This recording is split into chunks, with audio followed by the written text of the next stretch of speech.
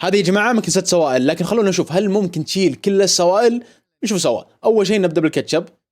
ممتاز، شالت السطح كامل، بقى شوي بسيط لكن عادي ما في مشكلة. الحين العصير برضو ممتاز، شالته. الحين أتوقع أن الأصعب الصمغ، برضو شالته. حلو ممتاز. الحين نروح عند الشوكلت، المفروض يبقى كذي صراحة، برضو شالته. ممتاز. الحين البوية يا جماعة، حلو ممتاز ممتاز. الحين آخر شيء البيضة، لكن قبل كل شيء يا جماعة عسى الله يرزق كل من ضغط لايك واشتراك. ما بقى إلا شوي يا جماعة على 10,000 مشترك، فبحط لكم تايمر هنا بسيط 3 ثواني.